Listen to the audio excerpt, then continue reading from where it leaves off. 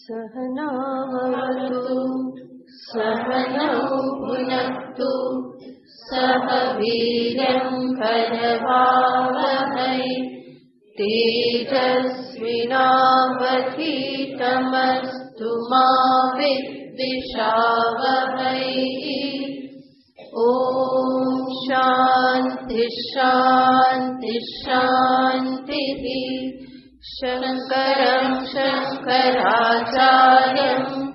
केशवं बादरायणं सूत्रभाष्यकृतौ वन्दे भगवन्तौ पुनः पुनः।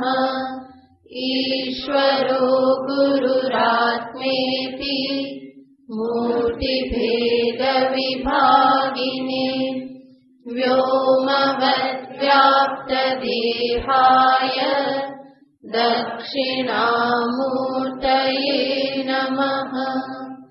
ॐ पार्थाय प्रतिबोधितां भगवता नारायणेन स्वयं व्यासेन ग्रथितां पुराणमुनिना मध्ये महाभारतम् अद्वैतामृतवर्षिणीं भगवती अष्टादशाध्यायिनी अम्ब त्वामनुसन्दधामि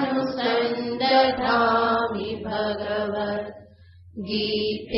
भवद्वेषिणी।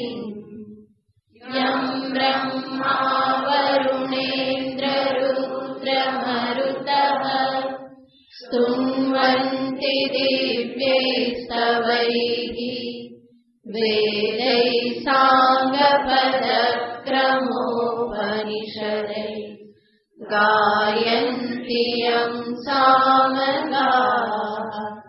ध्यानावस्थिततद्गतेन मनसा पश्यन्ति यं योगिनः यस्यान्तं न विदुःसुरासुरगणा देवाय तस्मै नमः। यस्यान्तं न विदुःसुरासुरगणा देवाय तस्मै नमः। अर्जुन उवाच ध्यायसि चेत् कर्मणस्ते मता बुद्धिर्जनार्दन तत्किं कर्मणि घोरे मां नियोजयसि केशव। व्यामिश्रेणेव वाक्येन बुद्धिं मोहयसीव मे तदेकं वद निश्चित्य येन श्रेयोऽहमाप्नुयाम्। श्रीभगवानुवाच लोकेऽस्मिन् द्विविधा निष्ठा पुरा प्रोक्ता मया नघ। ज्ञानयोगेन साङ्ख्यानां कर्मयोगेन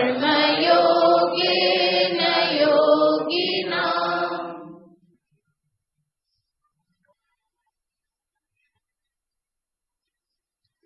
ભગવાન શ્રી કૃષ્ણચંદ્ર મનુષ્યને માટે જીવન જીવવાની બે પદ્ધતિ દર્શાવી રહેલા છે.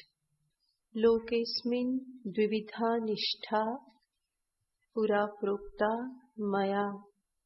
સૃષ્ટિના આદિકાલમાં મારા વડે બે પ્રકારની નિષ્ઠા યાની જીવન જીવવાની પ્રણાલી પદ્ધતિ કહેવામાં આવેલી છે.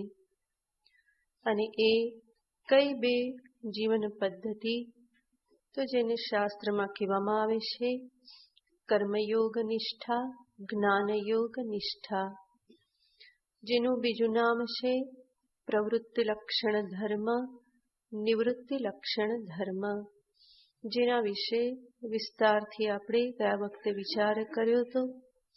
અને આપણે વિચારી રહેલા હતા કે આ જે બે પ્રકારની નિષ્ઠા એને આપણા જીવનમાં આપણે કેવી રીતે જોઈ શકીએ, એનું વ્યાવહારિક રૂપ શું, તો એના વિશે વિચાર કરતા હતા. જેમાં આપણે જોયેલું હતું કે મનુષ્યને એક સ્વાભાવિક એવો અનુભવ થાય છે કે મારા કરવાથી કામ થાય છે. હું કરું તો કાર્ય થાય છે, હું ન કરું તો કામ થતું નથી. એનો અર્થ એ પોતે શું સમજે છે? કર્મનો કરનારો હું પોતે જ છું. મારા થકી જ સર્વ કાર્ય થઈ રહેલા છે. મારા વગર કાર્ય થાય નહીં. કોઈ કાર્ય નહીં થયું તો હું સમજુ છું કે હું નહોતો માટે ના થયું, હું હોત તો જરૂર કાર્ય થઈ જાત. તો આ રીતનો મનુષ્યને અનુભવ થયા કરે છે. અજ્ઞાન અવસ્થામાં, અવિવેક અવસ્થામાં એ હંમેશા એવું સમજે છે કે મારા થકી જ બધું થઈ રહેલું છે. ઘર મારા થકી ચાલી રહેલું છે, પરિવારના સભ્યો મારા કારણે જીવન ધારણ કરી રહેલા છે, બલકી મારું આજુબાજુનું જગત મારા થકી ચાલી રહેલું છે. ઓફિસમાં કામ કરવા જાય તો થાય કે મારા થકી જ થાય છે, હું ન હોઉં તો બહુ તકલીફ પડી જાય. પણ એ વિચાર કરતો નથી કે 58 વર્ષ પછી એ ચાલતું જ રહેવાનું છે, હું હોઉં કે ના હોઉં, અને ચાલી જ રહેલું છે. ભલભલા ત્યાંથી ગયા છતાં પણ જે કાર્ય જે છે સરકારનું એ અટકતું નથી. પરંતુ આ વિચાર આવતો નથી અને પરિણામે એ શું સમજે છે? મારા થકી જ બધા કામ થઈ રહેલા છે.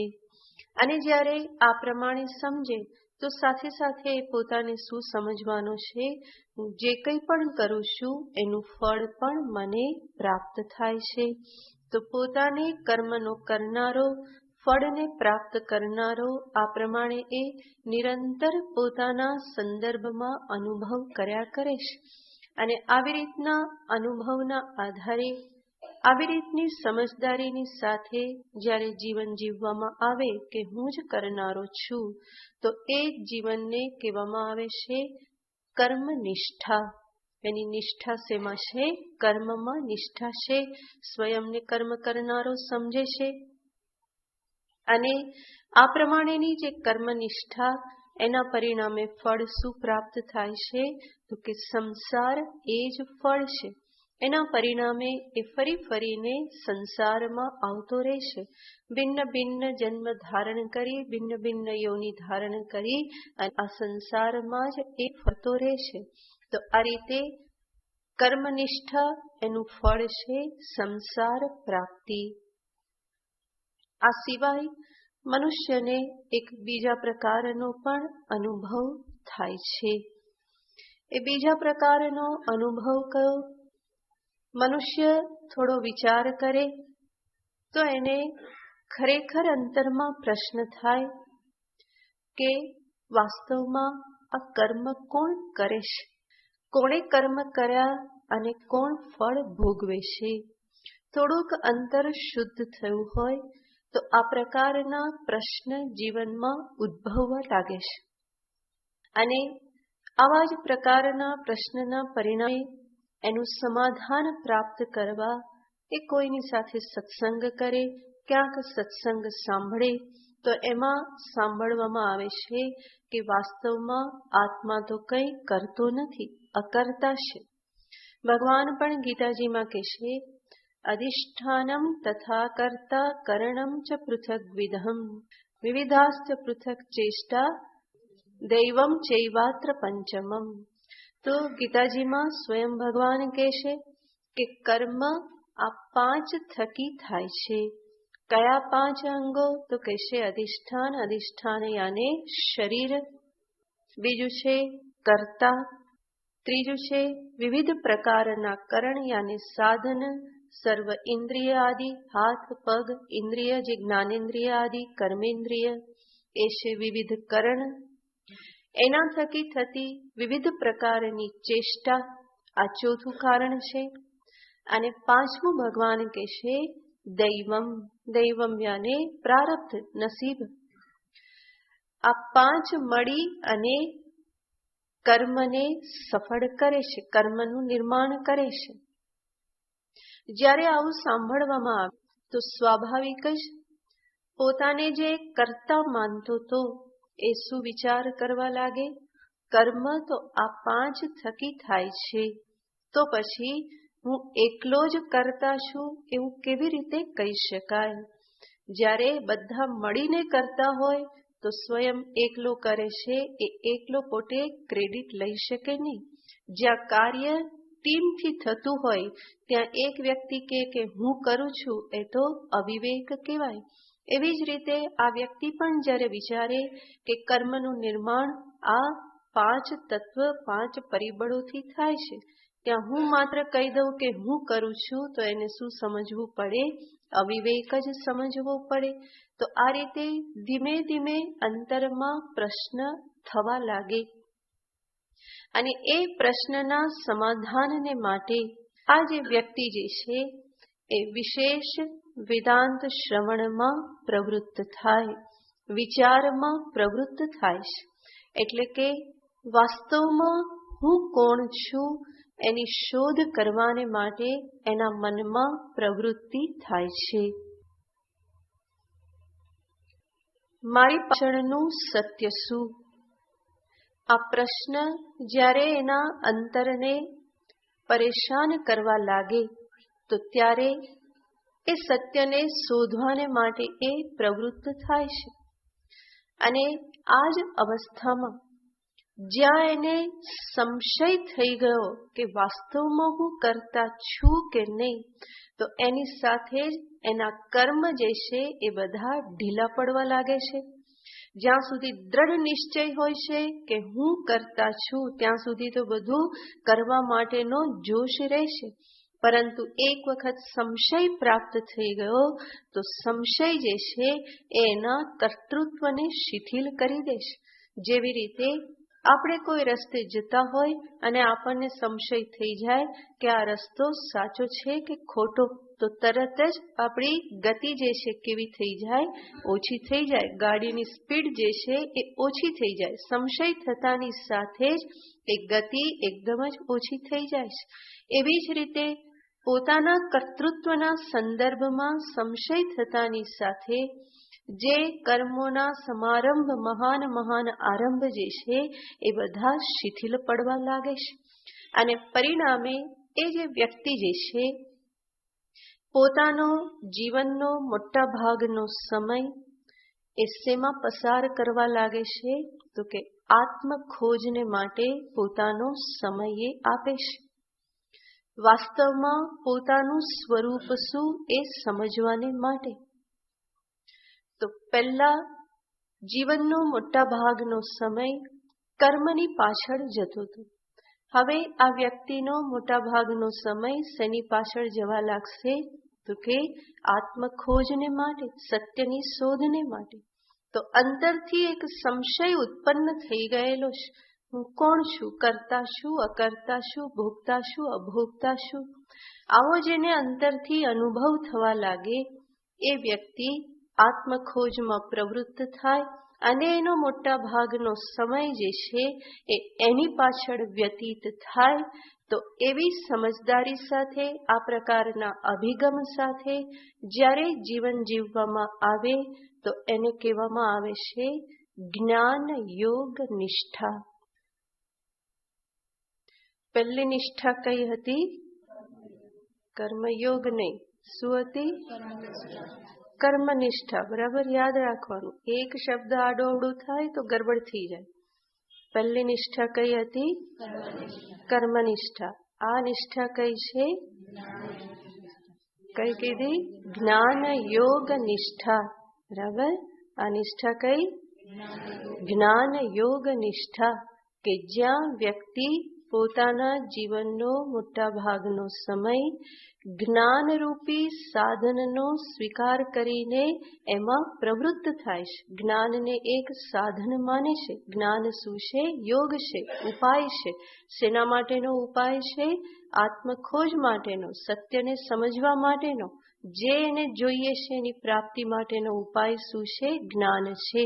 તો એ જ્ઞાનને કઈ રીતે અપનાવે છે? મોક્ષ પ્રાપ્તિના સાધન રૂપે. અને એ રીતે અપનાવીને જ્યારે જીવન જીવે તો એને શું કહેવામાં આવે? જ્ઞાન યોગ નિષ્ઠા. બોલો એક વખત, જ્ઞાન યોગ નિષ્ઠા. હા, બરાબર.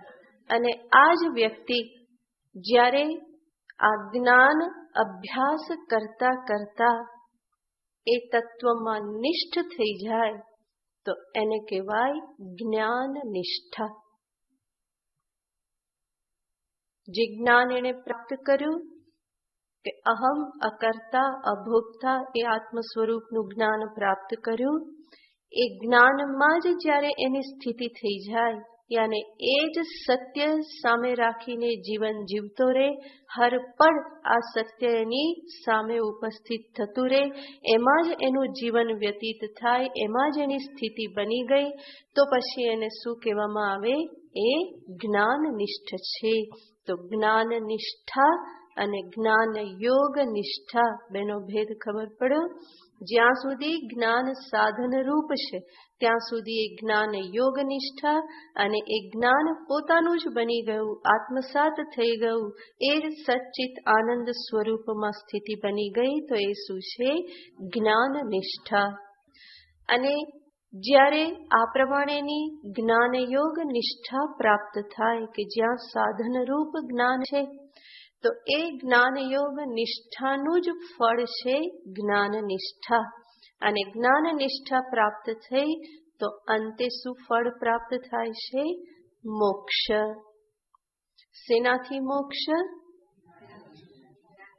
જ્ઞાન નિષ્ઠાથી મોક્ષ. પર મોક્ષ એટલે છૂટું. શેનાથી છોડાવે છે? સંસારથી. કર્મ નિષ્ઠાનું ફળ શું હતું? સંસાર. જ્ઞાન નિષ્ઠાનું ફળ શું છે? સંસારથી મોક્ષ. તો આ રીતે કર્મ નિષ્ઠાનું ફળ છે સંસાર પ્રાપ્તિ, ફરી ફરી પુનરપી જનનમ પુનરપી મરણમ. અને જ્ઞાન નિષ્ઠાનું ફળ છે સંસારથી મુક્તિ. તો આ બે પ્રકારે જે આપણે જોયું કે મનુષ્ય બે પ્રકારે અનુભવ કરતો હોય છે. એક તો અહમ કરતા, અને બીજો એ શેનો અનુભવ કરવાનો પ્રયત્ન કરે છે? અહમ અકર્તા. અને અંતે અહમ અકર્તા એ અનુભવમાં સ્થિત થઈ ગયો તો એ જ જ્ઞાન નિષ્ઠ છે, અને એનું પરિણામ શું છે? મોક્ષ છે. હવે સ્વાભાવિક અહીંયા પ્રશ્ન થાય કે આવી જ્ઞાન નિષ્ઠા તો પ્રાપ્ત થઈ નથી. જ્ઞાન યોગ નિષ્ઠા તમે જે કહો છો કે જીવનનો મોટા ભાગનો સમય એમાં જ વ્યતીત થાય, એનો અર્થ શું? સર્વ કર્મ સંન્યાસ પૂર્વક જ્ઞાન માટે જીવનને સમર્પિત કરી. તો એ પણ હજુ તો અમારું થયું નથી. જ્ઞાન નિષ્ઠા તો દૂરની વાત, હજુ જ્ઞાન યોગ નિષ્ઠા પણ પ્રાપ્ત થઈ નથી. તો જોઈએ છે તો મોક્ષ, પરંતુ આ બેમાંથી કંઈ પ્રાપ્ત થયું નથી. અને કર્મનિષ્ઠા જે કહેવામાં આવે છે એ તો કર્મ તો જરૂર કરીએ છીએ, પરંતુ એનું ફળ જે સંસાર છે એ અમારે જોઈતું. બધી બાજુનું દુઃખ છે. બરાબર. કર્મયોગ નિષ્ઠા પ્રાપ્ત નથી, કર્મનિષ્ઠા પણ પ્રાપ્ત નથી, જ્ઞાન યોગ નિષ્ઠા પ્રાપ્ત નથી થઈ, જ્ઞાન નિષ્ઠા પણ પ્રાપ્ત નથી થઈ. કર્મમાં છીએ, પરંતુ કર્મનું ફળ જે તમે કહો છો કર્મનિષ્ઠાનું ફળ સંસાર એ અમારે જોઈતું નથી, તો કરીએ શું? તો એનો ઉપાય છે, ભગવાન કહેશે કે એ કર્મનિષ્ઠા જે છે એ કર્મનિષ્ઠા હોવા છતાં પણ જો કર્મનિષ્ઠાનું ફળ સંસાર ન જોઈતું હોય તો શું કરવું પડે? ભગવાન કહેશે નિષ્પાપ બનો, અનઘ બનો. ભગવાને અર્જુનને સંબોધન કરેલું છે, પુરા પ્રોક્તા મયા અનઘ. ભગવાન સૂચિત કરે છે કે કેવા બનો? નિષ્પાપ બનો. કર્મ કરો, પરંતુ પાપ કર્મથી હંમેશા બચતા રહો. એટલું જ નહીં, આ રીતે પાપ કર્મ ઓછા થશે તો જ શું થશે? અંતરમાં વિવેક જાગૃત થશે. તો જ્ઞાન નિષ્ઠા પ્રાપ્ત કરવી છે, પરંતુ એ તો હજુ બહુ દૂરની લાગે છે. એના માટે શું જોઈએ? વિવેક જોઈએ. અને એ વિવેક પ્રાપ્તિ કરવાને માટે શું કરવું પડે? નિષ્પાપ બનવું પડે. નિષ્પાપ બનવું એનો અર્થ પાપ કર્મથી દૂર રહેવું, અને સાથે સાથે જે કંઈ પણ કર્મ હું કરું છું એ કર્મમાં પણ તામસિક કર્મથી સાત્વિક કર્મ તરફ પ્રયાણ કરવું. ભલે અત્યારે કર્મનિષ્ઠા છે, પરંતુ એનું ફળ જે સંસાર, એનાથી બચવું હોય તો કર્મમાં આ પ્રમાણે સુધાર કરવો પડે. તામસિક કર્મમાંથી રાજસિક, રાજસિકમાંથી સાત્વિક કર્મ કરો. તમે કહેશો કે પણ એ કરવું કેમ? આ નિષ્પાપ થવું પણ કેવું લાગે છે? અઘરું લાગે છે. જ્યારે આવું અઘરું લાગતું હોય તો હવે શું કરવાનું? નિષ્પાપ થવાને માટે કર્મ નિષ્ઠાની જગ્યાએ વચ્ચે શું મૂકી દેવાનું? યોગ મૂકી દેવાનો. કર્મને શું બનાવો? કર્મયોગ બનાવો. એનો અર્થ જે કર્મ કરો છો એમાં સાથે સાથે ઈશ્વરને સામેલ કરતા જાઓ. કર્મનિષ્ઠા હતી, જેમાં માનીએ છીએ કે હું જ કર્મનો કરતા, મારા થકી જ બધું થાય છે. એની જગ્યાએ સમજણમાં થોડો સુધારો કરો. શું સુધારો કરો? તો કે હું કરું છું એની જગ્યાએ શું લાવો? પ્રભુ કરે છે. મારા થકી જ થાય છે એની જગ્યાએ શું સમજવું? ઈશ્વર થકી જ બધું થાય છે. એટલું જ નહીં, હું જે કરી રહ્યો છું એની પાછળ ઈશ્વરની કૃપા, ઈશ્વરની પ્રેરણા જ કામ કરે છે.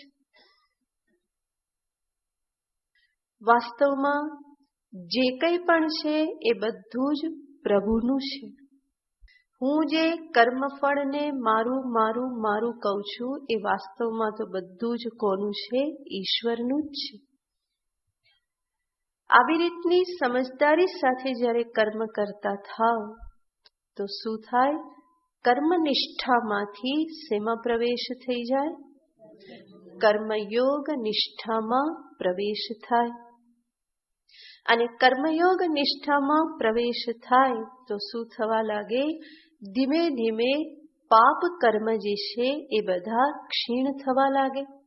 ઈશ્વરની કૃપાથી, ઈશ્વરના અનુગ્રહથી પાપ કર્મ તરફ પ્રવૃત્તિ તો નહીં જ થાય, પરંતુ પૂર્વના એકઠા થયેલા પાપ જે છે એ પણ પ્રભુ કૃપાથી, અનુગ્રહથી, સન્માર્ગે ચડવાથી ધીમે ધીમે ક્ષીણ થવા લાગે છે.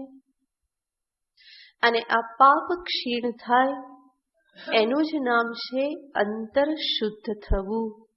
અને એ શુદ્ધ અંતઃકરણમાં જ વિવેકનું જાગરણ થાય છે. એટલે કે જ્ઞાન યોગ તરફની પ્રવૃત્તિ સંભવ બને છે.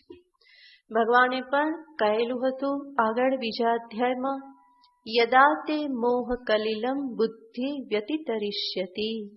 આ કર્મયોગના અનુષ્ઠાનથી જ્યારે બુદ્ધિમાંથી મોહરૂપી કલિલ, એ આવરણ, એ બધા જે આવેશો જે છે એ બધા જ્યારે શાંત થવા લાગશે ત્યારે શું થશે? અંતરમાં વૈરાગ્યનો ઉદય થશે. અને અંતરમાં વૈરાગ્યનો ઉદય એ જ અંતરની શુદ્ધિ છે. અને એવા શુદ્ધ અંતઃકરણમાં જ્ઞાન યોગ નિષ્ઠા માટે પ્રવૃત્તિ થાય છે. અને જ્ઞાન યોગ નિષ્ઠા માટે પ્રવૃત્તિ થઈ તો અંતે જ્ઞાન નિષ્ઠા પણ પ્રાપ્ત થાય છે. અને જ્ઞાન નિષ્ઠા પ્રાપ્ત થઈ તો મોક્ષ પ્રાપ્ત થાય છે. તો આ રીતે આ સમસ્ત માર્ગ ભગવાન અહીંયા બતાવે છે. કર્મનિષ્ઠામાંથી કર્મયોગ નિષ્ઠામાં આવો, કર્મયોગ નિષ્ઠામાંથી જ્ઞાનયોગ નિષ્ઠા પ્રાપ્ત કરો અને જ્ઞાનયોગ નિષ્ઠામાંથી અંતે જ્ઞાનનિષ્ઠ થાવ અને જ્ઞાનનિષ્ઠ થઈને મોક્ષને પ્રાપ્ત કરો. તો આ સમસ્ત મનુષ્ય જીવનમાં કરવાની આ સાધનાનો માર્ગ છે, જેને ભગવાને આ શ્લોકમાં દર્શાવી દીધો કે આ બે પ્રકારની નિષ્ઠા, કર્મયોગ, જ્ઞાનયોગ, આ બે નિષ્ઠા જે છે એ શું છે? સાધન રૂપ છે. કર્મનિષ્ઠા જે છે એ અજ્ઞાન અવસ્થાની નિષ્ઠા છે, અવિદ્યા અવસ્થાની નિષ્ઠા છે કે જેમાં મનુષ્ય માને છે કે હું જ કરનારો છું. એ અવિદ્યાની નિવૃત્તિ કરી ધીમે ધીમે વિવેકનું જાગરણ કરવાને માટે કર્મનિષ્ઠામાંથી ક્યાં જવું પડે? કર્મયોગ નિષ્ઠા. અને કર્મયોગ નિષ્ઠા પ્રાપ્ત થઈ, કર્મયોગ એટલે શું એનું વિસ્તારથી નિરૂપણ આગળ આવવાનું છે. બીજા અધ્યાયમાં આપણે સંક્ષેપમાં જોયેલું જ છે. કર્મણ્યેવાધિકારસ્તે મા ફલેષુ કદાચન, એનું વિસ્તારથી નિરૂપણ હજુ આગળ આવશે. તો એ રીતે જીવનમાં કર્મ કરવાનો પ્રારંભ કરવો એને જ શું કહેવાય છે? કર્મયોગ નિષ્ઠા કહેવાય છે. અને એવી રીતે કરવાથી જ ધીમે ધીમે ઈશ્વર અનુગ્રહથી રાગદ્વેષના ઝાડા બધા ખુલતા જાય છે. અહંકાર, ઈર્ષા, અસૂયા, આ બધા દોષ જે છે એ ધીમે ધીમે ઓછા થતા જાય છે. કામ, ક્રોધ, લોભ, મોહના આવેશો, ઉભરાઓ જે છે એ બધા શાંત થતા જાય છે. અને એવા શાંત મનમાં જ પછી ક્યારેક પ્રશ્ન ઉદ્ભવે કે વાસ્તવમાં હું કોણ છું, મારું સ્વરૂપ શું? અને એ પ્રશ્નની સાથે ધીમે ધીમે કર્મ શિથિલ થવા લાગે, આત્મખોજનો પ્રારંભ થાય. મનુષ્ય કર્મયોગ નિષ્ઠામાંથી જ્ઞાનયોગ નિષ્ઠામાં પ્રવૃત્ત થાય છે. તો આ રીતે એક પછી એક સ્ટેપ જીવનમાં પ્રાપ્ત થાય છે. આ સ્ટેપ કોઈ બહારના નથી, પરંતુ એ અંતરની સમજદારીમાં જ પ્રાપ્ત થતી સ્પષ્ટતા છે. એક સમયે હું એક પ્રકારની સમજદારી ધરાવું છું, બીજા સમયે બીજા પ્રકારની સમજદારી ધરાવું છું. હું કરતા છું એ સમજદારીમાંથી પછી હું ક્યાં આવું છું? ઈશ્વર જ કરનાર છે, બધું જ એનું છે. એ સમજદારીમાંથી પછી ધીમે ધીમે ક્યાં હું પ્રવેશ કરું છું? તો કે હું કોણ છું? હું અકર્તા, અભોગતા, આ વિવેક કરવાનો પ્રારંભ કરું છું.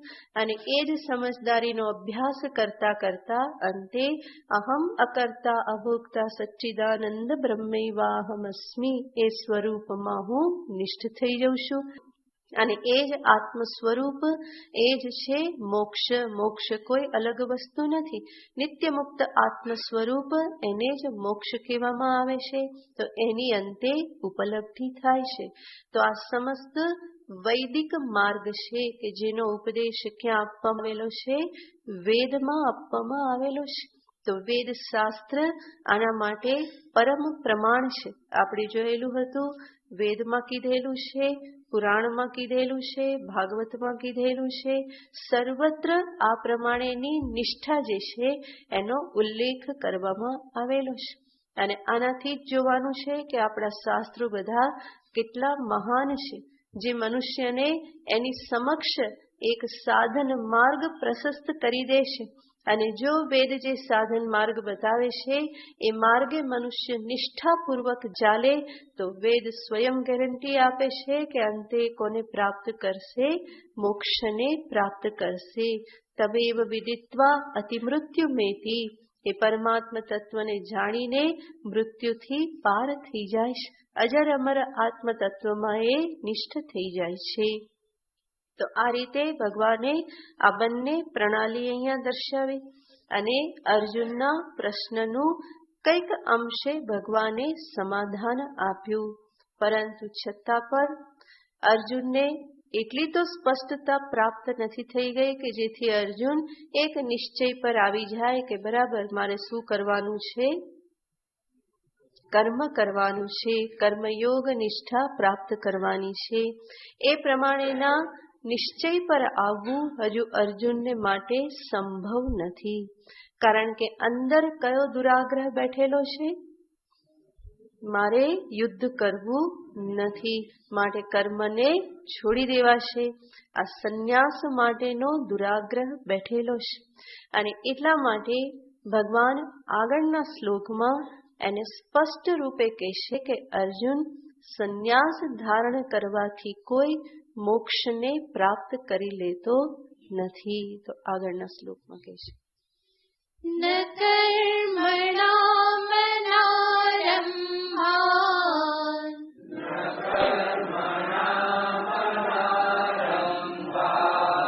નૈષ્કર્મ્ય પુરુષોશ્નુતે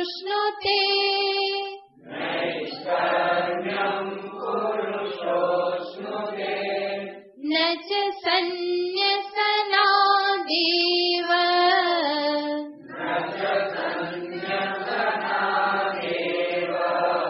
સિદ્ધિં સમધિગચ્છતિ.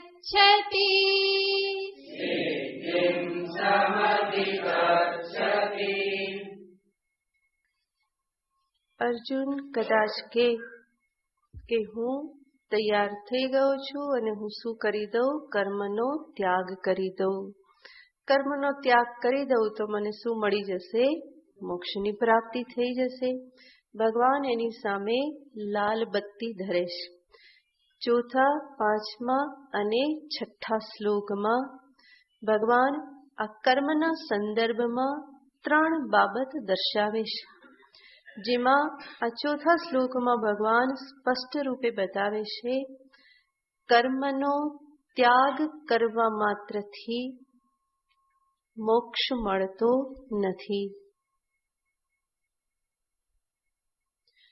પાંચમા શ્લોકમાં ભગવાન બતાવવાના છે કર્મનો સંપૂર્ણ ત્યાગ સંભવ નથી. છઠ્ઠા શ્લોકમાં ભગવાન બતાવવાના છે કર્મનો ત્યાગ જોખમકારક બની શકે. તો આ 3 બાબત ભગવાન કર્મના સંદર્ભમાં આગળના 3 શ્લોકમાં બતાવે છે. જેમાં સર્વપ્રથમ કે છે કર્મ ત્યાગેન ન મોક્ષઃ. બીજું કર્મ ત્યાગ ન સંભવ. કર્મ ત્યાગ વિપરીત ફલમ જનયેત. કદાચ વિપરીત ફળ જન્મ આપી દે. એટલે કે એ જોખમકારક સાબિત થઈ શકે. આ 3 બાબત ભગવાન બતાવવાના છે. જેમાં સર્વપ્રથમ કહેશે કે કર્મ ત્યાગ માત્રથી મોક્ષ નથી. ભગવાન અહીંયા કહેશે ન કર્મણામ અનારંભાત નૈષ્કર્મ્યમ પુરુષઃ અશ્નુતે. કર્મણામ અનારંભાત, કર્મનો આરંભ ન કરવાથી, પુરુષઃ નૈષ્કર્મ્યમ ન અશ્નુતે, પુરુષ નૈષ્કર્મ્યને પ્રાપ્ત કરતો નથી. સર્વપ્રથમ ભગવાન અહીંયા કહેવા માંગે છે કે કર્મનો આરંભ ન કરવા માત્રથી નૈષ્કર્મ્ય શબ્દનો અર્થ થાય છે મોક્ષ. તો નૈષ્કર્મ્ય એનો શાબ્દિક અર્થ થાય નિર્ગતઃ કર્માણિ યસ્માત સનિષ્કર્મઃ તસ્ય ભાવઃ નૈષ્કર્મ્યમ. જેમાંથી કર્મો સંપૂર્ણપણે નીકળી ગયેલા છે, એટલે કે કર્મનું જ્યાં અસ્તિત્વ નથી રહ્યું, જ્યાં કર્મ છે નહીં, એને કહેવાય નિષ્કર્મ. અને એનો જ ભાવ નૈષ્કર્મ્યમ.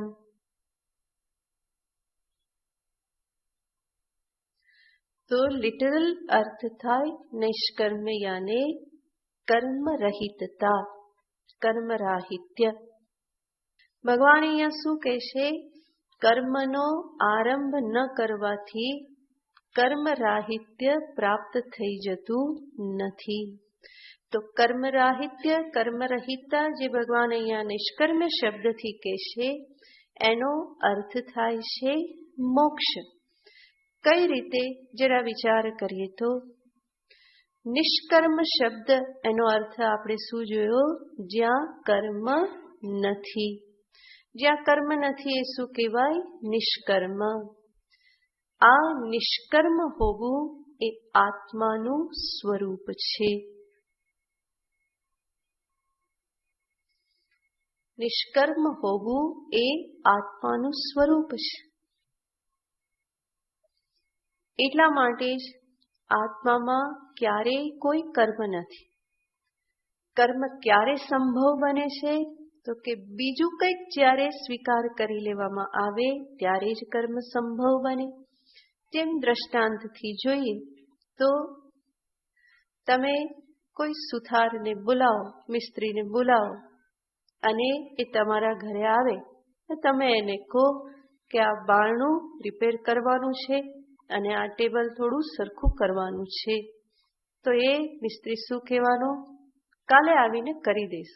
કે ભાઈ કાલે શું કરવા, આજે કરને. એ શું કહેશે? આજે સાધન મારી પાસે નથી, ઓજાર બધા મારી પાસે નથી. એનો અર્થ શું? એ મિસ્ત્રી હોવા છતાં પણ ઓજાર વગરનો મિસ્ત્રી નથી બની શકતો. બરાબર? એ ઇલેક્ટ્રિક પર્સન હોવા છતાં પણ એ કોઈ ઇલેક્ટ્રિક કામ જે છે એના સાધન વગર કરી શકતો નથી. એનો અર્થ શું? સાધન હોય તો કર્મ થાય, સાધન વગરનો એ કર્મ કરી શકતો નથી. એવી જ રીતે આત્માના સંદર્ભમાં જુઓ. આત્મા જ્ઞાતા ક્યારે બને છે? જ્યારે જ્ઞાનેન્દ્રિય હોય. એ કર્તા ક્યારે બને? જ્યારે કર્મેન્દ્રિય હોય. એ વિચાર કરનારો મનતા ક્યારે બને? જ્યારે મન હોય. જો આ સાધનો કોઈ ન હોય તો આત્મા શું કરવાનો? કંઈ કરતો નથી. એટલા માટે આપણે કોઈને કહીએ કે જો આ કામ કરવાનું છે પરંતુ તું ક્યારે કરજે? આપણે કહીએ કે જ્યારે તું ભર ઊંઘમાં હોય, ગાઢ સુષુપ્તિમાં હોય ત્યારે તારે આ કામ કરવાનું છે. થશે? કેમ નહીં થાય? કારણ કે એ ગાઢ સુષુપ્તિમાં ઇન્દ્રિય નથી, કર્મેન્દ્રિય નથી, મન નથી, કંઈ જ નથી. પણ આત્મા છે કે નહીં? છે. એટલા માટે તો ફરી ઉઠો છો. તો આત્મતત્વ છે પરંતુ આમાંના કોઈ સાધન ત્યાં નથી. એટલા માટે ત્યાં કોઈ કર્મ થતા નથી. જો ખરેખર આત્મામાં કર્મ સંભવ હોય તો આ બધાની ગેરહાજરીમાં પણ શું થવું જોઈએ? કર્મ થવા જોઈએ. પરંતુ સુષુપ્તિમાં આ બધાનો વિલય થઈ જાય છે. વિલય થઈ જાય છે માટે ત્યાં કોઈ કર્મ સંભવ નથી. એનાથી શું સિદ્ધ થાય છે? આત્મ સ્વરૂપ કેવું છે? નિષ્કર્મા સ્વરૂપ આત્મા છે. અને એ નિષ્કર્મ સ્વરૂપ આત્મા એ નિત્ય મુક્ત સ્વરૂપ છે. એમાં કોઈ બંધન નથી. બંધન બધું ક્યાં છે? અંતઃકરણમાં અનુભવાય છે. પરંતુ આ સર્વ સાધનોને, ઉપાધિઓના અંશોને એક બાજુ મૂકી દેવામાં આવે તો શુદ્ધ ચૈતન્ય સ્વરૂપ આત્મા, એમાં કોઈ બંધન ક્યારેય નથી. તો નિત્ય મુક્ત હોવું એ મોક્ષ એ શું છે? એનું સ્વરૂપ જ છે. માટે નૈષ્કર્મ્યકો કે મોક્ષકો એ બંનેનો અર્થ શું થાય છે? એક જ થાય છે. અને એ નૈષ્કર્મ્યને પ્રાપ્ત કરવું એટલે શું? કર્મ રાહિત્ય એ જ નૈષ્કર્મ્ય છે. પરંતુ કર્મ રાહિત્ય કેવી રીતે પ્રાપ્ત કરવું? આત્મદ્રષ્ટિથી, નહીં કે માત્ર શરીર કે હાથ પગ સંકોરીને બેસી જવું, કંઈ કામ ન કરવું. કંઈ કામ ન કરવાથી નૈષ્કર્મ્યની સિદ્ધિ થઈ જતી નથી. બલકે સાચું નૈષ્કર્મ્ય શું છે? તો કે નિરંતર એ નિશ્ચય બની રહે કે અહમ અકર્તા. એ નિશ્ચય બની રહે એ જ સાચું નૈષ્કર્મ્ય છે. અને એને જ ભગવાન અહીંયા કહેશે કે કર્મનો આરંભ ન કરવાથી નૈષ્કર્મ્ય સિદ્ધિને કોઈ પ્રાપ્ત કરતું નથી. નૈષ્કર્મ્ય સિદ્ધિ આને મોક્ષરૂપી સિદ્ધિ.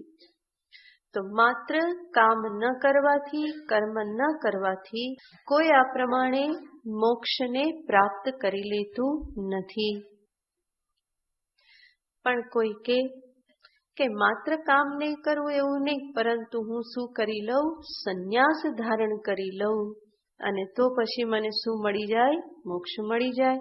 તો ભગવાન કહેશે નચ સંન્યસનાદેવ સિદ્ધિમ સમધિગચ્છતિ.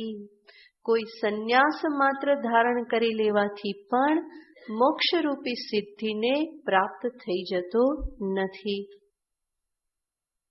તો એમનેમ કામ ના કરે કે પછી ભગવા કપડાં પહેરીને કર્મ ના કરે, એ ભગવા કપડાં પહેરી લેવા માત્રથી કોઈ કે હવે હું કંઈ નહીં કરું તો મુક્ત થઈ જઈશ, તો એવું કેવું પણ યોગ્ય નથી, યુક્તિયુક્ત નથી. ભગવાન સ્પષ્ટ કહેશે નચ સંન્યસનાત એવ.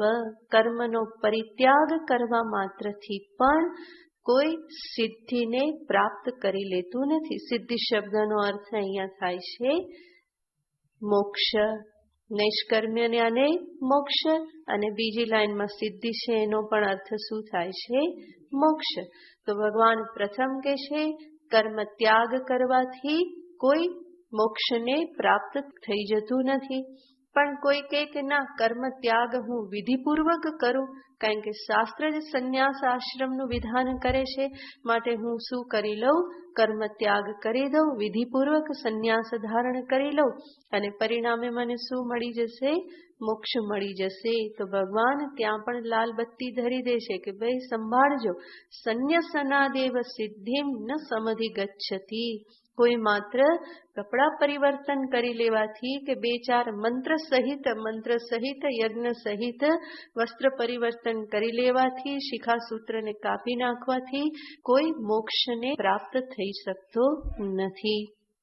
તો ભગવાને બંને તરફથી વાત ઉડાવી દીધી અને એના દ્વારા શું કહી દીધું કે કર્મ ત્યાગ કરવા માત્રથી, પછી એ કર્મ ત્યાગ એમનેમ કરો કે કર્મ ત્યાગ વિધિપૂર્વક કરો, કર્મ ત્યાગ માત્રથી કોઈ મોક્ષને પ્રાપ્ત થઈ જતો નથી.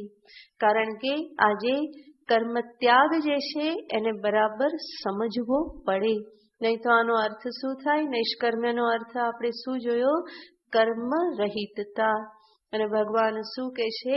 કર્મ નહીં કરવાથી કર્મ રહિતતા પ્રાપ્ત થશે નહીં. બીજી લાઈનમાં પણ શું કહ્યું? કર્મનો પરિત્યાગ કરવાથી મોક્ષ યાને કર્મ રહિતતા પ્રાપ્ત થશે નહીં.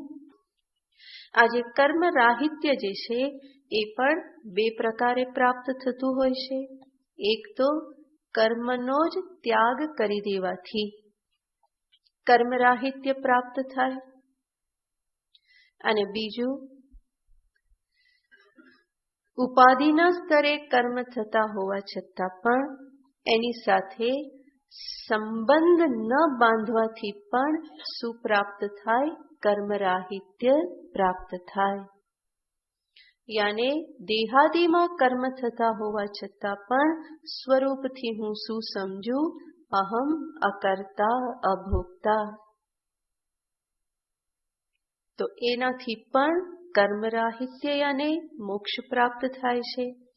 પ્રથમ જે કર્મ ન કરવાથી જે કર્મ રાહિત્ય જે છે એ તો એક પ્રકારની ભ્રમણા છે. કર્મ ન કરવા માત્રથી કર્મ રાહિત્ય પ્રાપ્ત થઈ જાય એ શું છે? ભ્રમણા છે. કારણ કે કર્મ ન કરવું એ પણ એક કર્મ જ બની રહેશે. અંદરથી એટલો બધો ઉચાટ હોય પણ હાથ પગ પકડી રાખવા પડે તો એ પણ શું છે? એક પ્રકારનું કર્મ જ છે. તો પ્રવૃત્તિ કર્મ છે અને ત્યાં નિવૃત્તિ પણ શું બની રહેશે? કર્મ જ બની રહેશે. ગાડી પૂરપાટ જતી હોય અને રોકવી હોય તો શું કરવું પડે? જોર લગાવવું પડે. તો રોકવા માટે પણ જોર લગાવવું પડે. એવી રીતે કર્મને રોકવા માટે પણ શું કરવું પડે? જોર લગાવવું પડે. જોર લગાવવું પડે એ પણ શું છે? એક પ્રકારનું કર્મ જ છે. માટે કર્મ છોડીને કર્મ રહિત થઈ જવું એ કોઈ રીતે સંભવ નથી. માટે કર્મ રાહિત્ય જે આત્મ સ્વરૂપ છે એને સમજી વિચારી અને કર્મથી સંબંધ છોડી દેવો. યાને મારો કર્મની સાથે કોઈ સંબંધ નથી. અહમ અસંગ અકર્તા નિત્ય મુક્ત નિર્વિકાર આત્મા એવ અસ્મિ. આ પ્રમાણે સમજવાથી કર્મ સાથેનું જે તાદાત્મ્ય, કર્મ કરનારી ઉપાધિ સાથેનું તાદાત્મ્ય એ બધું છૂટે તો વાસ્તવિક નૈષ્કર્મ્ય જે છે એ પ્રાપ્ત થાય કે જ્યાં કર્મ સાથે કોઈ સંબંધ રહેતો નથી, આત્માના સંદર્ભમાં અકર્તૃ નિશ્ચય થઈ ગયો, એ સાચું નૈષ્કર્મ્ય કહેવામાં આવે છે. અને આ પ્રમાણેનું નૈષ્કર્મ્ય કેવી રીતે પ્રાપ્ત થાય? માત્ર કર્મ ત્યાગ કરી દેવાથી પ્રાપ્ત થતું નથી, પરંતુ એના માટે શું જોઈએ? કે જ્ઞાન જોઈએ. જ્ઞાન વગર આ નૈષ્કર્મ્ય સિદ્ધિ સંભવ બનતી નથી. અને એ જ્ઞાનને માટે જ્ઞાન યોગમાં નિષ્ઠ થવું પડે. જ્ઞાન યોગ નિષ્ઠાને માટે કર્મયોગ નિષ્ઠા જોઈએ. કર્મયોગ નિષ્ઠાનો પ્રારંભ કેવી રીતે થાય? તો કે જ્યાં થોડોક વિચાર પ્રારંભ થયો, થોડા પુણ્યનો ઉદય થયો, તો પછી કર્મનિષ્ઠામાંથી કર્મયોગ નિષ્ઠામાં પ્રવેશ કરવાની ઈચ્છા થાય. એનો અર્થ શું થયો? નૈષ્કર્મ્ય સિદ્ધિ પણ અંતે ક્યાંથી પ્રારંભ કરવી પડે છે? કર્મથી પ્રારંભ કરવી પડે છે. માટે કર્મ ત્યાગ કરવા માત્રથી મોક્ષ કે નૈષ્કર્મ્યની સિદ્ધિ થઈ જતી નથી. કર્મયોગનો સ્વીકાર કરવો જ પડે છે. ચાહે આ જન્મે કરો, પૂર્વજન્મમાં કરીને આવ્યા હોય તો આ જન્મમાં જરૂર નહીં, અને આ જન્મમાં નહીં કર્યું તો આવતા જન્મમાં જરૂર કરવું પડશે. એનાથી કોઈ પણ પ્રકારે છુટકારો મેળવી શકાય એમ નથી. તો ક્યારેક ને ક્યારેક તો કર્મયોગ અનુષ્ઠાન થવું જ જોઈએ. તો જ એનાથી અંતર શુદ્ધ થાય. અંતર શુદ્ધ થાય તો જિજ્ઞાસા જન્મે અને તો આગળની બધી યાત્રા જે છે એ સંભવ બને. માટે કોઈ કદાચ એવું લાગતું હોય કે નાનપણથી સંન્યાસ લઈ અને જ્ઞાનમાં પ્રવૃત્ત થયા છે, તો શું સમજવું રહ્યું? કર્મયોગ એ પહેલા કરીને આવેલા છે. તો જે કાર્ય થવું જોઈએ એ પહેલા કરી ચૂકેલા છે, એટલા માટે સીધો સંન્યાસ ગ્રહણ કરે છે. એને જ ભગવાન કહે છે સાંખ્યાનામ.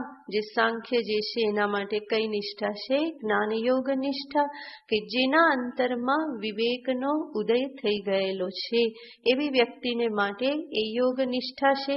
ભગવાન ભાષ્યકાર કહેશે કે વ્યક્તિઓ કોણ છે? તો એના માટે ભાષ્યકાર જુદા જુદા શબ્દ વાપરે છે કે એ લોકો કોણ છે? આત્મ અનાત્મ વિષય વિજ્ઞાનવતામ, પરમહંસ પરિવ્રાજકાનામ, બ્રહ્મચર્યાદેવ કૃત સંન્યાસાનામ, વેદાંત વિજ્ઞાન સુનિશ્ચિતાર્થાનામ. એવી રીતે આચાર્યતા શબ્દ પ્રયોગ કરે છે. તો એવા જો કોઈ પહેલેથી જણાતા હોય તો શું સમજવું રહ્યું? એ પૂર્વ જન્મમાં કર્મયોગ કર્યો છે, એનાથી વિવેક વૈરાગ્ય બધું પ્રાપ્ત કરેલું છે. અને આ જન્મમાં પણ ના કર્યો તો પછી ક્યાં કરવું પડશે? આવતા જન્મમાં કરવું પડશે. તો માર્ગ તો આ જ છે, ત્યાં કોઈ શોર્ટકટ તો શોધી શકાય એવું નથી. પછી આપણે બાના બનાવીએ એ અલગ વાત છે કે આણે તો કર્મ નહીં કર્યા અને સીધો સંન્યાસ લીધો, અને નરસિંહ મહેતા ક્યાં ભણવા ગયા હતા ગીતાજીને પંચદશી, છતાં પણ એ કેવા થઈ ગયા. તો એ બધાની જો પાછળ ચાલવા જશો તો ફરી પાછા સંસાર તો ઉભેલો જ છે. માટે પોતાની સ્થિતિને જોઈ અને જે પણ ભગવાન ગીતા શાસ્ત્રમાં કહેશે એને અનુરૂપ જીવનમાં સાધનાનો સ્વીકાર કરવાનો હોય. ભગવાન અહીંયા સ્પષ્ટ રૂપે લાલ બત્તી ધરી દેશે કે નચ કર્મણામ અનારંભાત નૈષ્કર્મ્યમ અશ્નુતિ. અહીંયા સ્વાભાવિક આપણને પ્રશ્ન થાય કે ભગવાન અહીંયા આવું કહેશે કે નચ સંન્યસનાદેવ સિદ્ધિમ સમધિગચ્છતિ. ભગવાન કહેશે સંન્યાસ માત્રથી કોઈને મોક્ષ પ્રાપ્ત થઈ જતો નથી, નિષ્કર્મ્ય સિદ્ધિ પ્રાપ્ત થતી નથી. અને આજ ભગવાન 18મા અધ્યાયમાં કહેવાના છે. નૈષ્કર્મ્ય સિદ્ધિમ પરમામ સંન્યાસેનાધિગચ્છતિ. કૃષ્ણના ઠેકાણા નહીં ને, એ જ શબ્દ વાપરીને કહેશે કે આ નૈષ્કર્મ્ય સિદ્ધિ, જે પરમ નૈષ્કર્મ્ય સિદ્ધિ છે, એને કેવી રીતે પ્રાપ્ત કરે છે? સંન્યાસેન અધિગચ્છતિ. અને અહીંયા કહેશે કે સંન્યાસથી સિદ્ધિને કોઈ પ્રાપ્ત કરતું નથી. તો શું સમજવું? તો બંને વચ્ચે ભગવાને એક ભેદ રાખેલો છે, જેનાથી ભગવાનનું મંતવ્ય આપણને સ્પષ્ટ થાય છે. ભગવાન 18મા અધ્યાયમાં કહેશે કે નૈષ્કર્મ્ય સિદ્ધિમ પરમામ સંન્યાસેન અધિગચ્છતિ. સંન્યાસથી નૈષ્કર્મ્ય સિદ્ધિને પ્રાપ્ત કરે છે. અને અહીંયા ભગવાન શું કહેશે? નચ સંન્યસનાત એવ, માત્ર સંન્યાસથી પ્રાપ્ત કરતો નથી, પરંતુ સંન્યાસ કેવો હોવો જોઈએ? તો એના માટે શરત છે વિવેક વૈરાગ્ય પૂર્વકનો સંન્યાસ. અને સંન્યાસ લીધા પછી શું કરવું પડે? શ્રવણ મનન નિધિધ્યાસન. એવા સંન્યાસથી કોને પ્રાપ્ત કરે છે? નૈષ્કર્મ્ય સિદ્ધિને પ્રાપ્ત કરે છે. તો એકલા અટુલા લુખા સંન્યાસથી મોક્ષ પ્રાપ્ત થઈ જતો નથી. એ સંન્યાસ કેવો હોવો જોઈએ? ભગવાન ત્યાં પણ બતાવે છે. તો એને સ્પષ્ટ રૂપે ભગવાન ફરીને કહેશે કે સંન્યાસ યાને કર્મ ત્યાગ વિવેક વૈરાગ્ય પૂર્વકનો હોવો જોઈએ. વિવેક વૈરાગ્ય પૂર્વકનો કર્મ ત્યાગ સંન્યાસ જે છે એ મનુષ્યને માટે શોભાપ્રદ છે. પરંતુ એવું વિચાર વિવેક વૈરાગ્ય વગર જ અધકચરી અવસ્થામાં જો કર્મ ત્યાગ કરી દેવામાં આવે તો એ કોઈના પણ માટે કલ્યાણકારી હોતો નથી. બલકે એવો સંન્યાસી સંન્યાસ લીધા પછી પણ શું ઊભું કરી દેશે? સંસાર જ ઊભો કરી દેશે. સંન્યાસ લીધા પછી પણ મહા કર્મજાલમાં જ પોતે ફસાયેલો રહેશે. અને એટલા માટે એવા સંન્યાસનો કોઈ સાધન માર્ગમાં એની ઉપયોગિતા રહેતી નથી. કેટલાક લોકો એવી ભ્રમણા રાખે છે કે સંન્યાસ ધારણ કરવા માત્રથી પવિત્ર થઈ જવાય છે, પવિત્ર થવાથી મોક્ષ મળી જાય છે. જરૂર સંન્યાસ વિધિ, સંન્યાસ કર્મ પવિત્ર કરનારું છે, પરંતુ એ માત્ર પવિત્ર થવાથી મોક્ષ થઈ જતો નથી. મોક્ષ શેનાથી પ્રાપ્ત થાય છે? જ્ઞાનાદેવતુ કૈવલ્યમ. જ્ઞાન થકી જ મોક્ષ છે. માટે એવી ભ્રમણામાં પણ રહેવાનું નહીં કે માત્ર ભગવા પહેરી લીધા તો શું થઈ ગયું? લાયસન્સ મળી ગયું, એવું નથી. અહીંયા ભગવાન કહેશે સંન્યસનાત એવ, માત્ર આવી રીતે સંન્યાસ ધારણ કરી લેવાથી સિદ્ધિ નથી મળતી, પરંતુ સંન્યાસની આગળ પાછળ પણ કંઈક હોવું જોઈએ. એકલો સંન્યાસ નહીં, એની સંન્યાસની પૂર્વમાં શું હોવું જોઈએ? વિવેક વૈરાગ્ય હોવા જોઈએ. સાથે સાથે સમાધિ સંપત્તિ હોવી જોઈએ. અને એવા સમાધિ સંપત્તિ સહિતના સંન્યાસથી શું કરવું પડે? શ્રવણ મનન નિધિધ્યાસન કરવામાં આવે. તો વેદાંત શ્રવણ મનન નિધિધ્યાસન એ પણ એક કર્મ છે. જ્યારે પણ કોઈ કર્મ કરવાનું હોય તો એના માટે ઇતિ કર્તવ્યતા બતાવવામાં આવે કે કેવી રીતે કરવાનું, એના માટે શું જોઈએ, કેવી રીતે કરવાનું. તો અહીંયા વેદાંત શ્રવણ માટે ઇતિ કર્તવ્યતા શું છે? શમ દમ ઉપરથી તિતિક્ષા શ્રદ્ધા સમાધાન સાથે વેદાંત શ્રવણ કરવું પડે. એ વિધિ સહિત કરવામાં આવે તો શું મળે? ફળ મળે. જેમ વિધિ રહિતના કર્મનું યજ્ઞનું કોઈ ફળ નથી, એવી રીતે વિધિ રહિતના આ શ્રવણ આદિનું પણ કોઈ વિશેષ ફળ મળતું નથી. વિધિ શું છે? શમદમ, ઇન્દ્રિય સંયમ, મન સંયમ, તિતિક્ષા, એકાગ્રતા, શ્રદ્ધા અને ઉપરતી આ બધા સહિત જ્યારે શ્રવણ કરવામાં આવે તો શ્રવણ યજ્ઞ જે છે એ સફળ થાય છે, નહીં તો એનું વિશેષ ફળ જે મળવું જોઈએ મળતું નથી. માટે કેવલ સંન્યાસ જે છે એ મોક્ષ માટે હેતુ નથી, પરંતુ કેવો સંન્યાસ જોઈએ? આ બધા ભાઈબંધો સાથેનો સંન્યાસ. એકલો એકલો કંઈ કરી શકે નહીં, એની સાથે આખો પરિવાર હોવો જોઈએ. એવો સંન્યાસ જે છે એ શું અંતે અપાવે છે? તો કે મોક્ષ સિદ્ધિ એ અપાવે છે. માત્ર સંન્યાસથી થતું નથી. માટે કહ્યું કે નચ સંન્યસનાદેવ સિદ્ધિમ સમધિ ગચ્છતિ. એનો અર્થ ભગવાન કહેશે, કર્મ નહીં કરવા માત્રથી, કર્મ ત્યાગ કરવા માત્રથી નૈષ્કર્મ્ય સિદ્ધિ પ્રાપ્ત થતી નથી. બલ્કિ હકીકત છે કે નૈષ્કર્મ્ય સિદ્ધિ કે કર્મ રાહિત્ય જે છે એ શેનાથી પ્રાપ્ત થાય છે? જ્ઞાનથી પ્રાપ્ત થાય છે. અને એટલા માટે વાસ્તવિક કર્મ ત્યાગ એ તો નૈષ્કર્મ્ય સિદ્ધિનું ફળ છે. નહીં કે કર્મ ત્યાગથી નૈષ્કર્મ્ય સિદ્ધિ મળે છે, બલ્કિ નૈષ્કર્મ્ય સિદ્ધિ પ્રાપ્ત થતા શું થાય છે? વાસ્તવિક કર્મ ત્યાગ સંભવ બને છે. માટે નૈષ્કર્મ્ય સિદ્ધિ જે છે એ કોનું ફળ છે? તો કે જ્ઞાનનું ફળ છે. કર્મ ત્યાગ માત્રનું ફળ નૈષ્કર્મ્ય સિદ્ધિ નથી. તો આ બધી બાબતોને સામે રાખીને ભગવાન અહીંયા કહેશે કે ન કર્મણા મનારંભાત નૈષ્કર્મ્યમ પુરુષ અશ્નુતે. ફરી એકવાર શ્લોક બોલી જાઓ.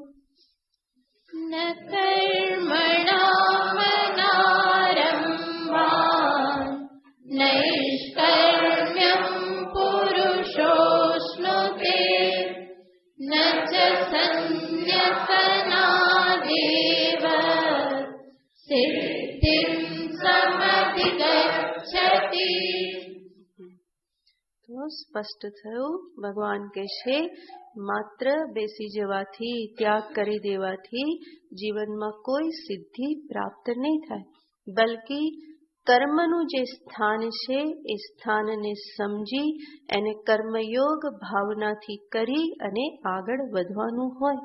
તો જરૂર કર્મ એ મલ છે, પરંતુ મલની નિવૃત્તિને માટે બીજા કોઈ મલનો સ્વીકાર કરવો જ પડતો હોય છે. તો આ કર્મની નિવૃત્તિને માટે કર્મરૂપી મલ કર્મયોગનો સ્વીકાર કરવો જ પડે. કપડામાં મેલ લાગ્યો હોય તો મેલની ઉપર બીજો મેલ લગાવવો પડે. કયો મેલ લગાવવો પડે?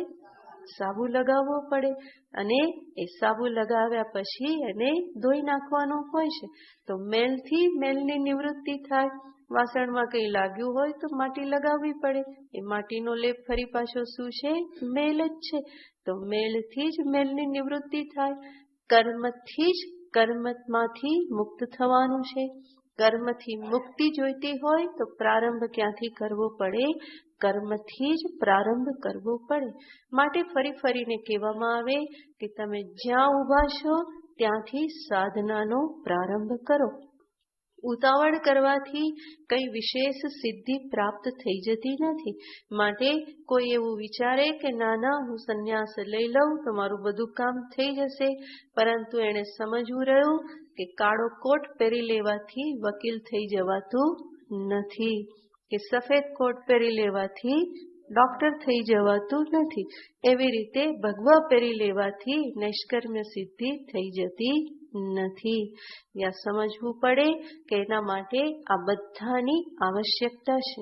વિવેક વૈરાગ્ય જોઈએ, અને વિવેક વૈરાગ્યની પ્રાપ્તિ કર્મયોગ ભાવનાથી અંતર શુદ્ધ કર્યા વગર ક્યારેય પણ થતી નથી. વિવેકનો ઉદય ત્યારે જ સંભવ બને છે.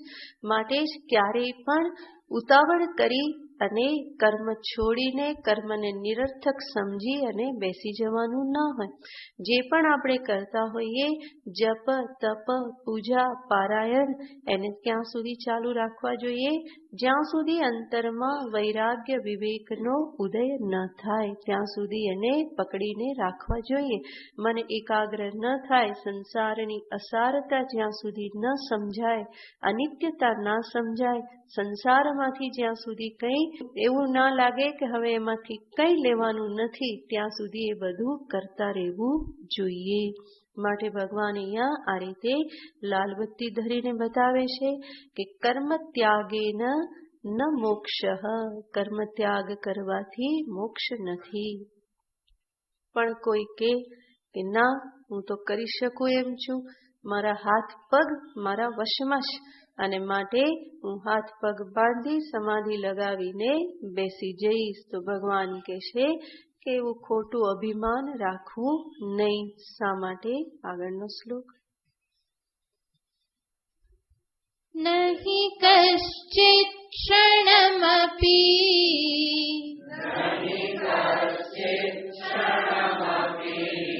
જાતુ તિષ્ઠત્ય કર્મ કૃત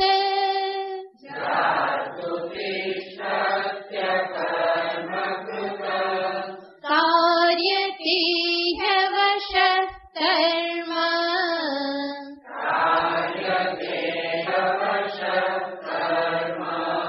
સર્વ પ્રકૃતિજૈર્ગુણૈઃ.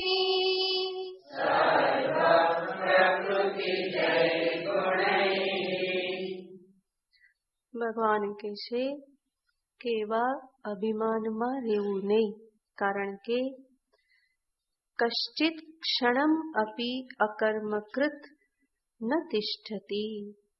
કોઈ વ્યક્તિ એક ક્ષણ માટે પણ કર્મ કર્યા વગર રહી શકતો નથી. કારણ કે પ્રકૃતિ જૈહિ ગુણૈહિ, પ્રકૃતિના જે બધા ગુણો છે સત્વ રજસ તમસ, એ બધા ગુણો બધાની પાસે અવશ્ય કર્મ કાર્યતે, કર્મ કરાવે જ છે. માટે તું જોર કરીને કે હું બેસી જઈશ તો એ સંભવ બનવાનું નથી. તો આ શ્લોકમાં ભગવાન દ્વિતીય સિદ્ધાંત બતાવે છે કે કર્મ ત્યાગ ન સંભવ, સંપૂર્ણ કર્મ ત્યાગ સંભવ નથી. જેના વિશે વિશેષ પછી. ઓમ પૂર્ણમદ પૂર્ણમિદં પૂર્ણાત પૂર્ણમુદચ્યતે પૂર્ણસ્ય પૂર્ણમાદાય પૂર્ણમેવાવશિષ્યતે. ઓમ શાંતિ શાંતિ શાંતિ. હરિ ઓમ. શ્રી ગુરુભ્યો નમઃ. હરિ ઓમ. પાના નંબર 218. પાના નંબર 218.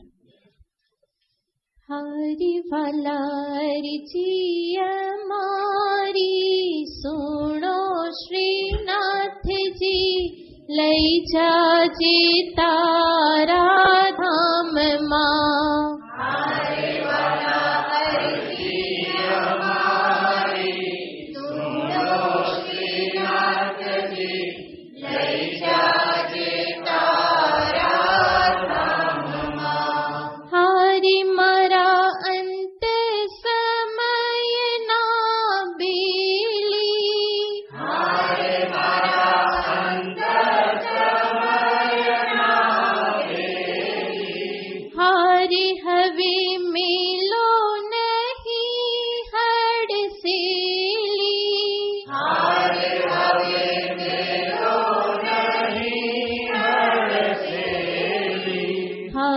હું તો આવી ઉભો તમ દ્વારે શ્રીનાથજી, લઈ જાજે તારા ધામમાં.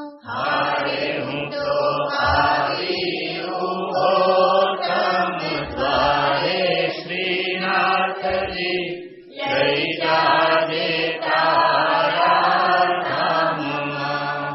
હરિવાલા જીય મારી સુણો શ્રીનાથજી, લઈ જાજે તારા ધામમાં. હરિવાલા જીય મારી સુણો શ્રીનાથજી, લઈ જાજે તારા ધામમાં. હરિનાથ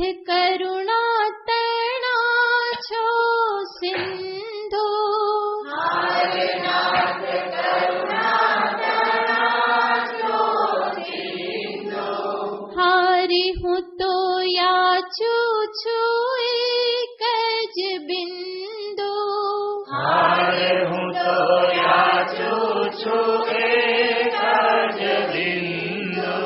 હરિક બિંદુમાં નહીં થાય ઓછું શ્રીનાથજી, લઈ જાજે તારા ધામમાં. હરેક બિંદુમાં નહીં થાય ઓછું શ્રીનાથજી, લઈ જાજે તારા ધામમાં. હરિવાલારજી અમારી સુણો શ્રીનાથજી, લઈ જાજે તારા ધામમાં. હારે વાલાજી અમારી સુનો શ્રીનાથજી, લઈ જાજે તારા ધામમાં. હરિ મારું અંતર લેજો વાંચી, હારે મારું અંતર લેજો વાંચી.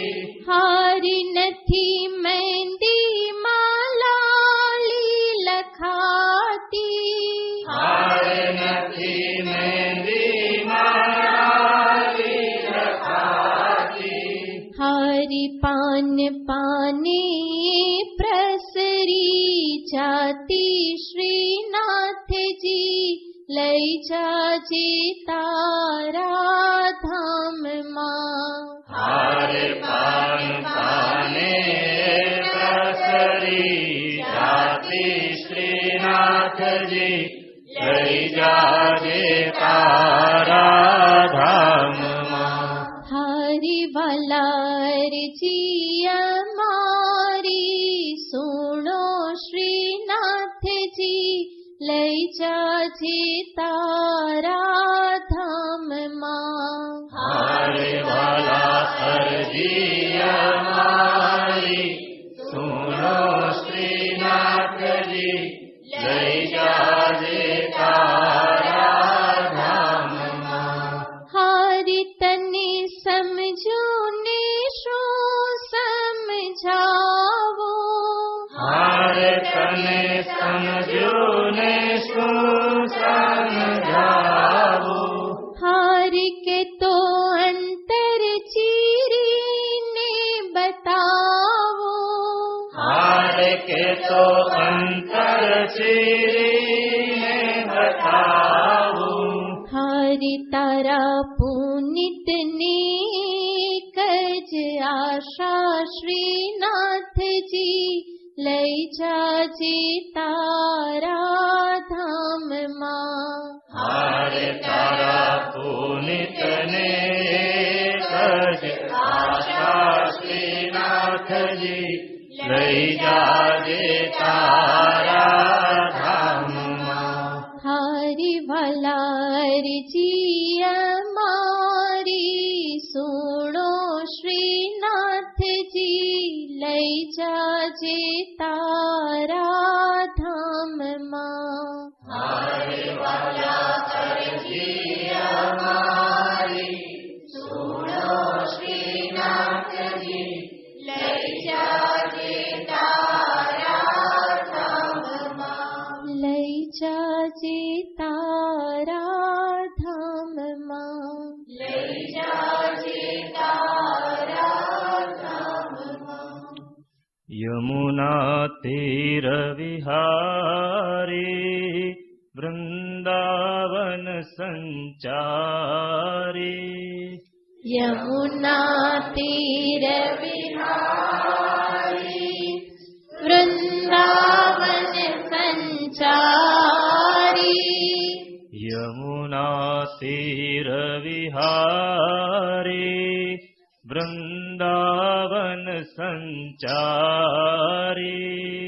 યમુના તીર વિહારી વૃંદાવન સંચારી. ગોવર્ધન ગિરધારી ગોપાલ કૃષ્ણ મુરારી. ગોવર્ધન ગિરધારી ગો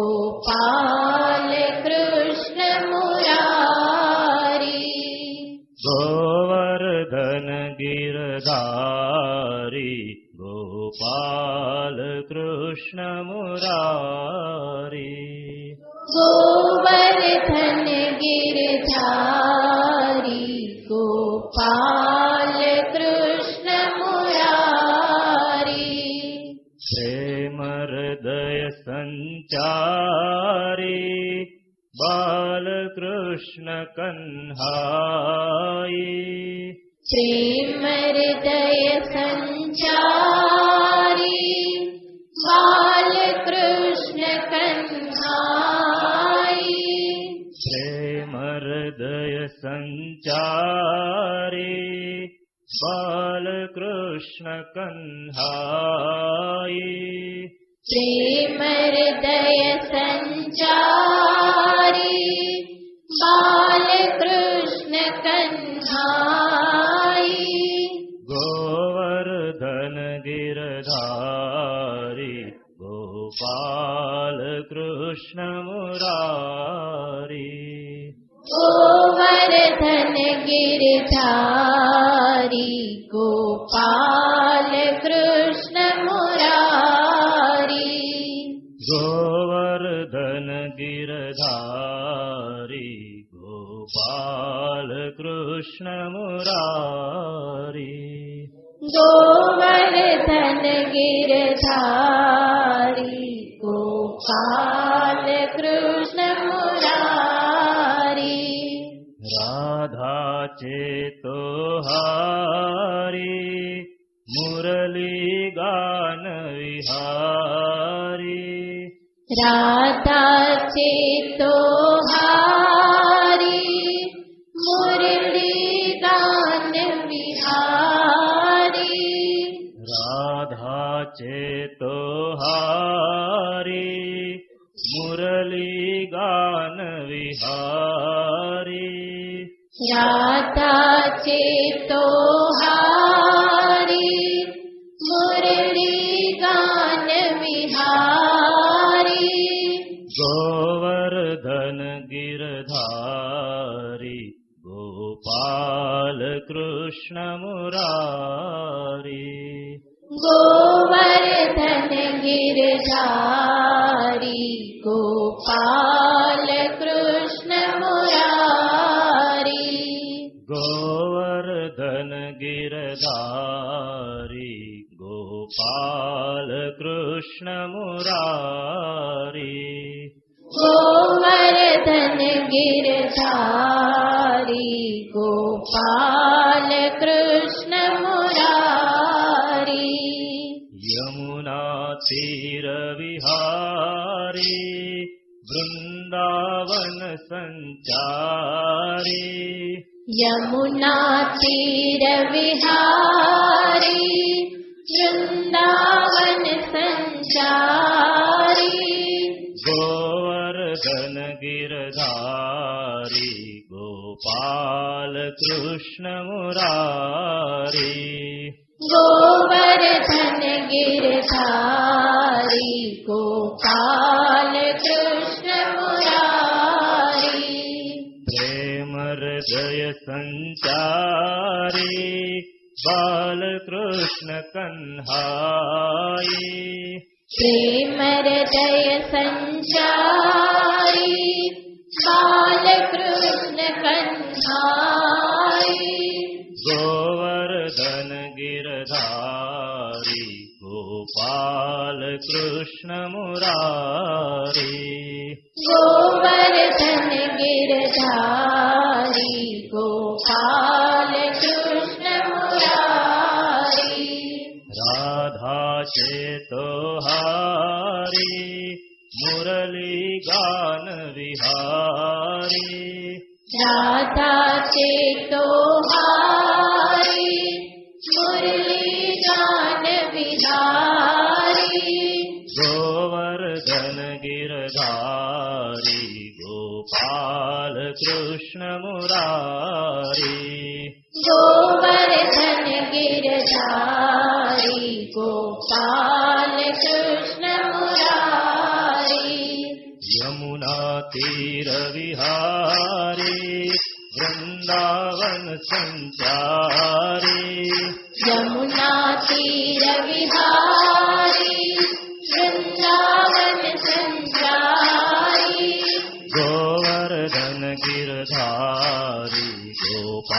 गोपाल कृष्ण मुरारी गोवर्धन गिरधारी गोपाल कृष्ण मुरारी गोवर्धन गिरधारी गोपाल कृष्ण मुरारी गोवर्धन गिरधारी गोपाल कृष्ण मुरारी प्रेम हृदय संचारी बालकृष्ण कन्हाई प्रेम हृदय संचारी बालकृष्ण कन्हाई गोवर्धन गिरधारी गोपाल कृष्ण मुरारी गोवर्धन गिरधारी गोपाल कृष्ण मुरारी राधा चेतोहारी मुरली गान विहारी राधा से तोहारी मुरली गान बिहारी गोवर्धन गिरधारी गोपाल कृष्ण मुरारी गोवर्धन गिरधारी गोपाल कृष्ण मुरारी गोवर्धन गिरधारी गोपाल कृष्ण मुरारी गोवर्धन गिरधारी गोपाल कृष्ण मुरारी गोवर्धन गिरधारी गोपाल कृष्ण मुरारी गोवर्धन गिरधारी गोपाल कृष्ण मुरारी गोवर्धन गिरधारी गोपाल कृष्ण मुरारी गोवर्धन गिरधारी गोपाल कृष्ण मुरारी गोवर्धन गिरधारी गोपाल कृष्ण मुरारी गोवर्धन गिरधारी गोपाल कृष्ण मुरारी गोवर्धन गिरधारी गोपाल कृष्ण मुरारी गोवर्धन गिरधारी गोपाल कृष्ण मुरारी। बोल श्री कृष्ण चंद्र भगवान की जय। राजा रामचंद्र भगवान की जय।